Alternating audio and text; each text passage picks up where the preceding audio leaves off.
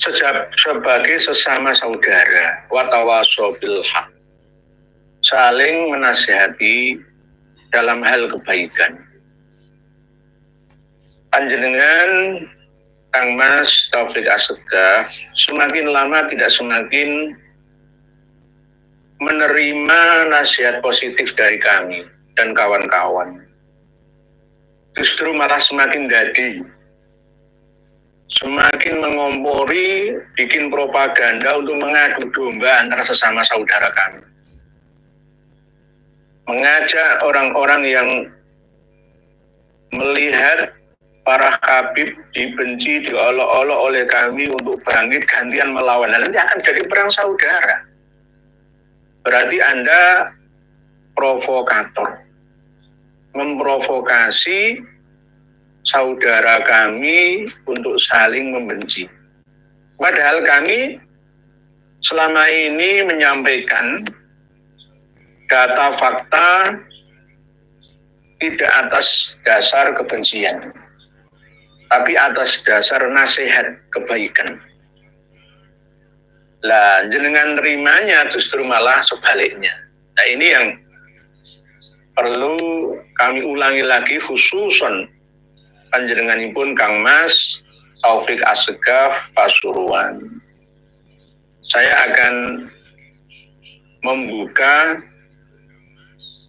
video yang berisi suara panjenengan agar saya tidak dikatakan sebagai tukang fitnah tanpa dasar.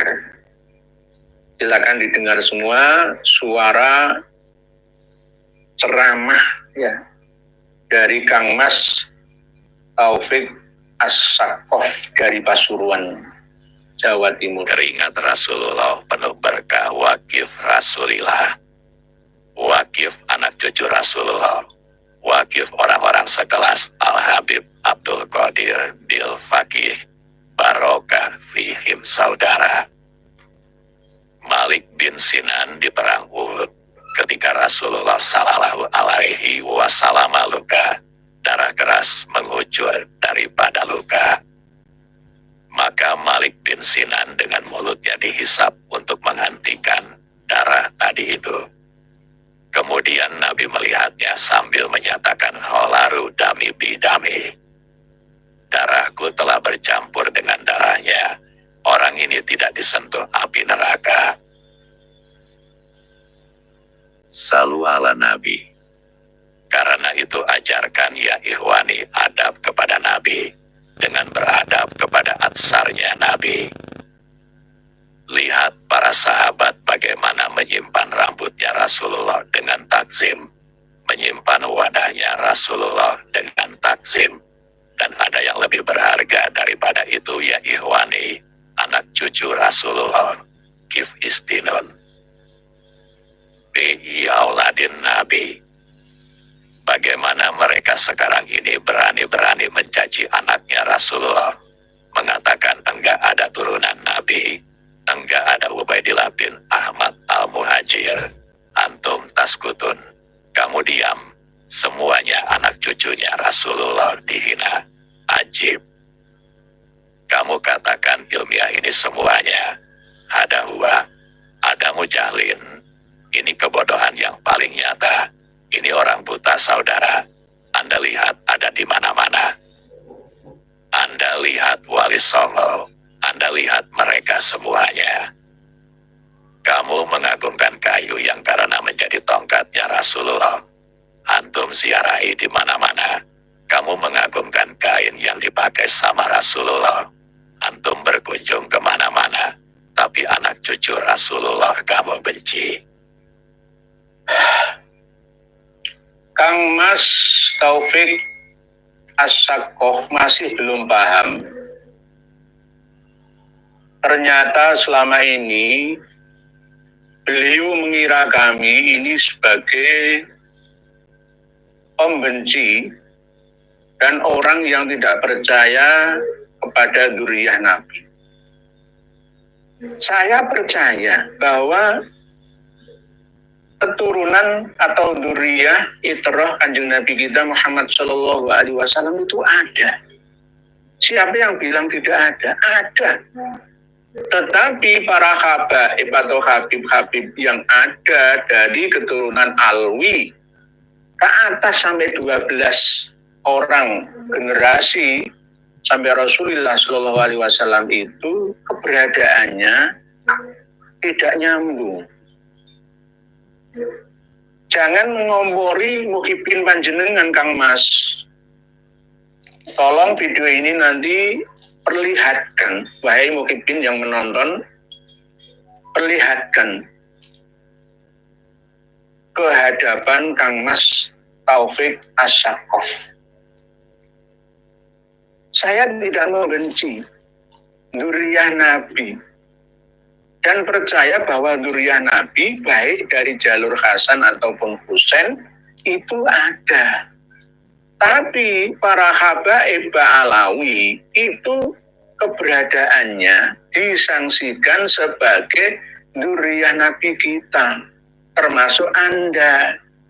Karena data referensi pustaka yang kami miliki ini tidak menyebutkan, tidak mensahihkan, tidak mengisbat menetapkan bahwa Imam Ubaidillah bin Ahmad Al-Abah bin Isa Ar-Rumi bin Muhammad An-Natib itu nyambung, gitu loh Kang Mas.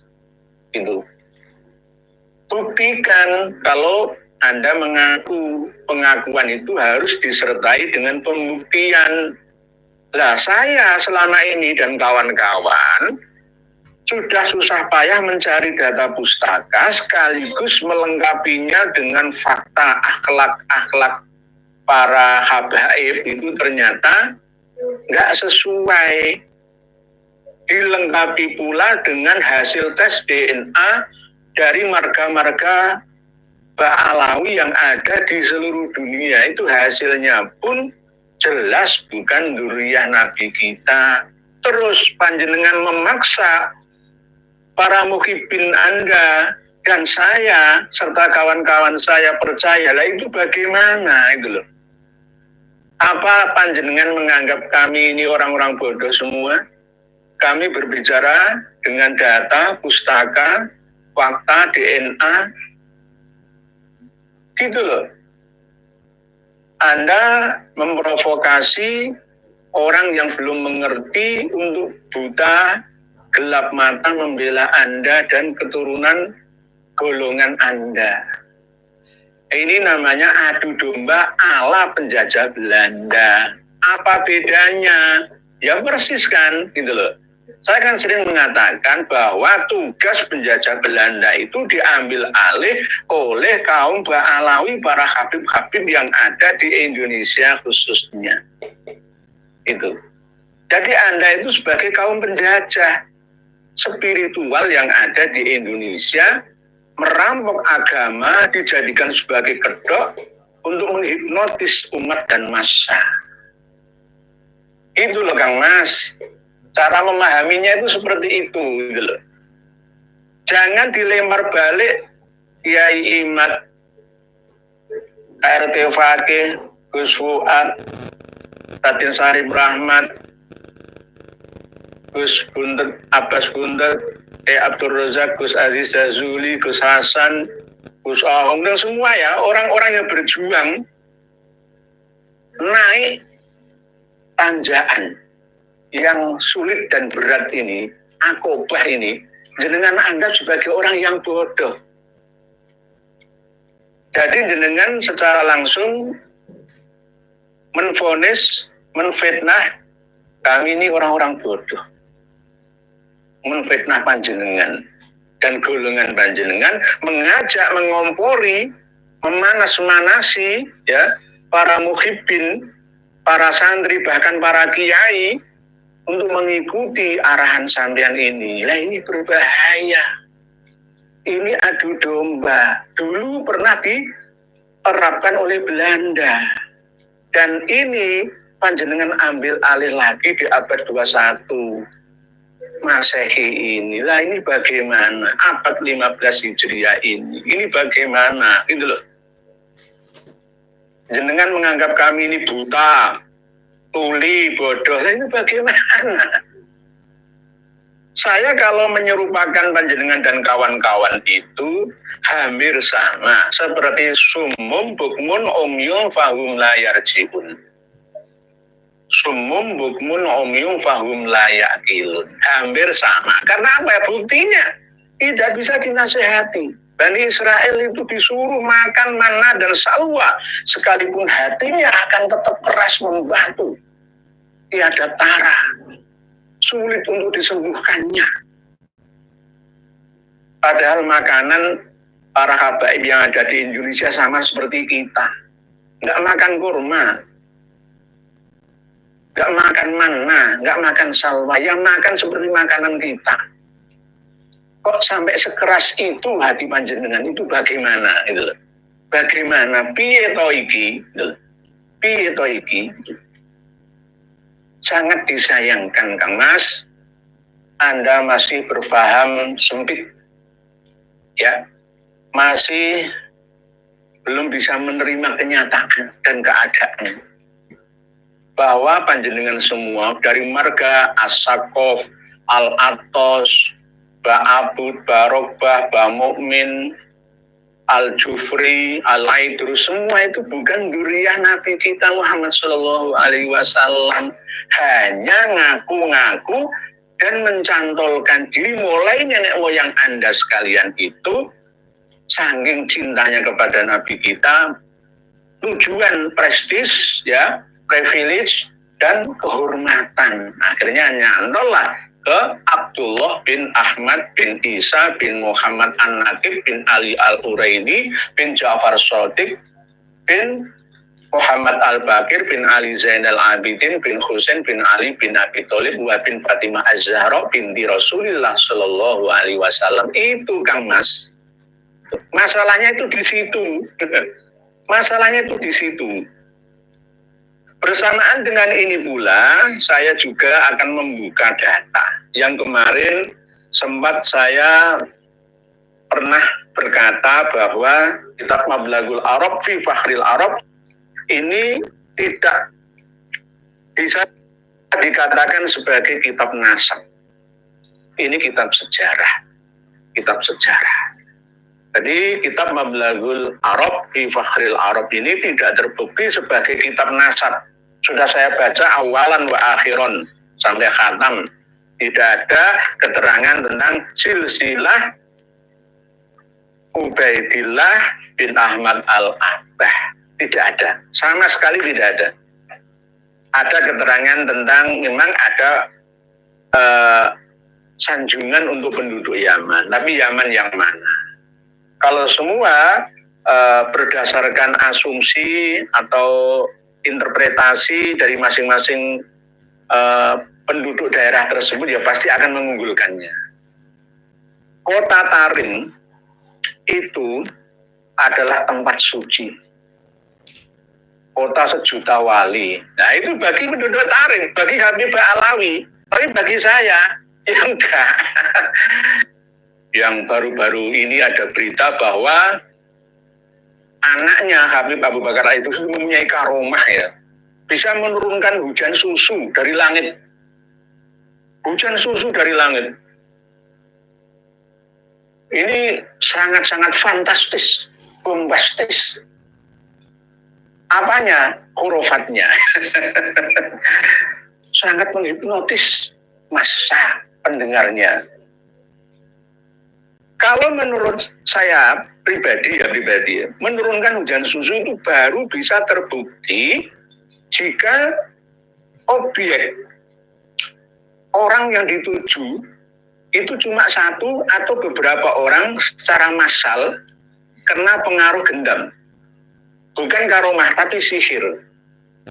Sekelas Romi Rafael bisa menjadikan pasir yang ada di pantai lautan itu menjadi emas. Bisa 5.000 orang satu gedung itu dihipnotis massal.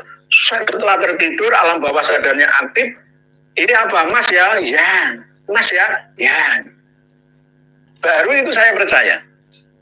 Katanya kota Aden, ya, Habib Abu Bakar Al-Idrus Al-Adni Aden itu gudangnya para wali. Tidak hanya di Tarim loh ya, di Aden, kota Aden, Yaman itu juga gudangnya para wali, dan syaratnya sebelum masuk ke kota Aden itu harus bisa membuktikan karomah. Di antara karomahnya adalah bisa menurunkan hujan susu. Ngomong apa?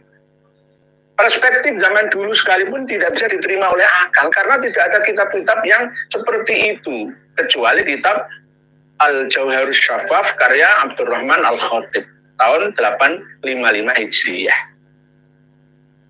Aneh bin ajaib. Lah apakah saya tidak percaya karomah? Percaya, wong karomah itu ada, tapi tidak seperti itu keberadaannya. Saya percaya jika itu merupakan sebuah teknik ya hipnoterapi yang menghipnotis, membalik akal sehatnya menjadi akal yang tidak sehat sesuai dengan arahan ya orang yang menghipnotisnya. Bisa massal, bisa individual. Tanya Romi Rafael, tanya Uya Kuya. Beliau tahu tekniknya. Itu. Kembali ke gurunya Imam Ibnu Hajar Al-Haytami, Habib Abu Bakar Al-Aidrus Al-Adni yang dimakamkan di Aden ya, mempunyai anak Abdullah, katanya mempunyai karomah bisa menurunkan hujan susu. Ya manis lah, enak lah ya, enak. Saya tidak percaya itu. Terserah dengan tuduh apa saya terserah, tapi karomah itu tidak seperti itu. Jadi kadang-kadang kita ini heran ya, kenapa kakek nenek buyutnya Bani Alawi atau Ba'alawi itu bernama Ubaidillah, padahal gubernur Kufah yaitu Ubaidillah bin Ziyad itu yang merencanakan pembunuhan terhadap Imam Husain sehingga kepalanya Imam Husain dipenggal buat dolanan, ditancapkan ke tombak di arak. Kenapa kok pakai nama Ubaidillah? Ya Allah alam, ya Allah alam. Tak mablagul Arab fi fakhril Arab, sekali lagi ini tidak bisa dikatakan sebagai kitab nasab. Dan Imam Ibnu Hajar Al-Haytami dalam sabdatnya yang kemarin kita kupas ya, digandengkan dengan kitab ini tidak ada ketersambungannya. Tak cocok, ini kitab nasab, ini kitab sejarah. Kitab sejarah. Ya mohon maaf, telah kita kupas tentang hadis-hadis maudhu yang dicantumkan oleh Imam Ibnu Hajar Al-Haytami, bahwa diantaranya adalah mencintai Arab, karena Kanjeng Nabi orang Arab, Al-Quran bahasa Arab, dan penduduk surga itu berbicara dengan bahasa Arab. Nah, itu hadis yang maudhu alias palsu. Tidak ada dasarnya, la aslalah, tidak ada sumbernya, alias bisa dikatakan itu hanya karangan saja, karena ada sebagian perawinya yang matruk, tinggalkan saja, tidak bisa dipercaya. Misalkan saya ngomong kayak gini ya, terus saya korupsi, saya berzina, saya mencuri ya, saya membunuh orang, tinggalkan omongan saya. Berarti saya ini gedabrus. Sama seperti ketika Gus Rumel Abbas sudah berkali-kali salah saya ingatkan, kok masih dipakai lagi pendapatnya. Itu menurut saya harus matruk, ditinggalkan saja. Mohon maaf. Mohon maaf, ketika menilai orang lain itu dengan penilaian itu bodoh. Said Mudakori dikatakan bodoh, atau penilaian penemuan manuskrip saya ini sampah, matruk. Gus Rumel Abbas itu matruk, tinggal saja. Nggak ilmiah itu. Nggak ilmiah. Ada Habib cerita-cerita khurafat. Ya, bid'ah-bid'ah yang dolalah, yang tidak ada dasarnya, tuntunannya, matruk. Bicaranya, kalamnya, nasihatnya, wasiatnya, tausiahnya, ceramahnya, khutbahnya, matruk, tinggalkan saja, nggak bisa dipercaya. Kecuali mereka kembali lagi ke dalil utama Quran, hadis didukung ijma' qiyas yang ada. Sama dengan ini, Allah bin Amir ini menurut Imam Az-Zahabi itu matruk karena apa? Dalam meriwayatkan hadis itu daya ingatnya itu sering lupa gitu loh, tidak kuat ingatannya gitu. Bahkan Imam Az-Zahabi menyebut hadis ini sebagai hadis palsu. Akhibul Arab li salasin li ani Arabi wal Quran Arabi wa kalam al jannati Arabi itu adalah hadis palsu. Secara sore jelas lugas ya.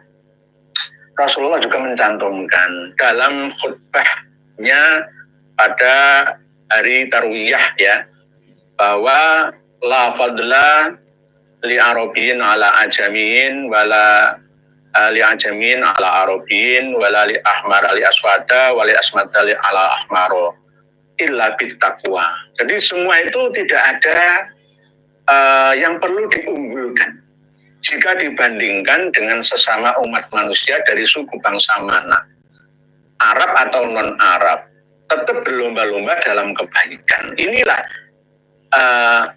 sifat adil ya, ketentuan yang Allah berikan untuk Rasulullah sampai kepada umatnya kita sekalian, tidak membedakan dari ras suku bangsa mana berasal pemeluk agama Islam itu. Semuanya sama, saling berlomba-lomba dalam ketakwaan. Closing statementnya bahwa untuk Kang Mas Taufik Assegaf, tolong merenung sejenak, berpikir jernihlah untuk menerima keadaan yang sebenarnya, bahwa pemahaman panjenengan tentang saya dan kawan-kawan membenci dan tidak percaya adanya dzurriyyah Rasulullah Nabi kita. Itu salah besar. Dzurriyyah Rasulullah itu ada di mana-mana di seluruh penjuru dunia kita ini. Lah panjenengan klan Ba'alawi itu bukan keturunannya Kanjeng Nabi Muhammad SAW dari segi data pustaka, dari segi fakta realita, dan dari segi DNA. Masih ada peluang satu yang jika panjenengan mampu membuktikan ke ranah publik bahwa DNA panjenengan itu benar tidak nyambung ke Israel, Yahudi, Askenazi atau Sephardi, maka saya akan mempertimbangkan keputusan saya yang dua ini. Tapi jika panjenengan masih tidak berani untuk tes DNA dan mengumumkannya ke muka umum, publik, maka jelas dengan 3 langkah ini kalah. Jangan lagi menganggap jenengan dan klan panjenengan sebagai keturunan Kanjeng Nabi Muhammad SAW. Lebih baik selamatkanlah klan-klan panjenengan untuk tidak berceramah dengan khurafah, mendoktrin, membodohkan masyarakat umat Islam yang ada di Indonesia.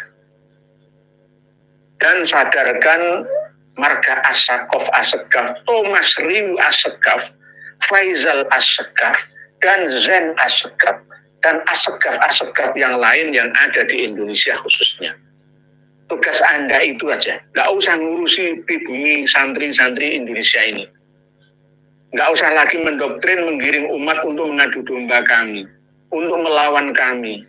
Kami tidak ada tendensi apa-apa dalam perjuangan ini, hanya menyadarkan khususan jenengan sebagai Ketua Robito Alawiyah untuk bisa membawa gerbong kereta organisasi panjenengan menuju kemaslahatan untuk bangsa dan negara, bahkan khususnya untuk agama. Dan di antara kitab yang dikarang oleh Syekhul Islam Imam Ibnu Hajar Al-Haytami yang disebutkan dalam kitab Tabaqatun Nasabin sudah saya temukan, dan ternyata tidak ada keterangan tentang Ahmad bin Isa yang mempunyai anak bernama Ubaidillah bin Ahmad Al-Abbah. Tidak ada. Apalagi Alwi, apalagi Muhammad, apalagi Ali Khalil Qasam, apalagi Sohib Mirbat, apalagi Ali, apalagi Muhammad bin Ali Faqihul Muqaddam, atau Ali Al-Gunur, atau Abdul Segaf, atau Umar Al-Muhdur, dan seterusnya. Nggak ada keterangannya. Berarti Imam Ibnu Hajar Al-Haytami ini bukan nasabah, bukan pakar nasab, tapi pakar hadis, pakar fikih, dan pakar ilmu tasawuf. Dalam sahabatnya juga tidak menerangkan secara spesifik tentang pendapatnya itu. Karena ada pendapat tentang bahwa Habib Abu Bakar Al-Aidrus itu adalah innahu syekhul jinni wal insi wal malaikati, yang tidak bisa diterima oleh akal sehat ini.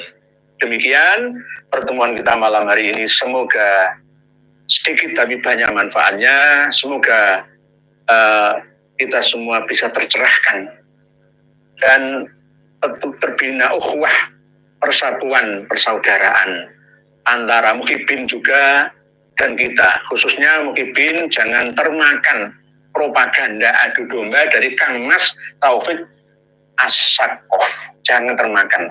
Karena apa? Nanti jika bermusuhan maka yang keplok-keplok itu mereka.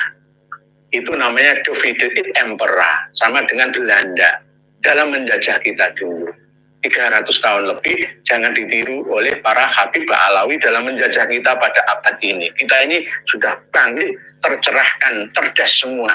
Tidak ada yang bisa membodohi kita lagi, nipu kita lagi. Demikian, wallahu a'lamu bissawab wal afu minkum. Wassalamualaikum warahmatullahi wabarakatuh.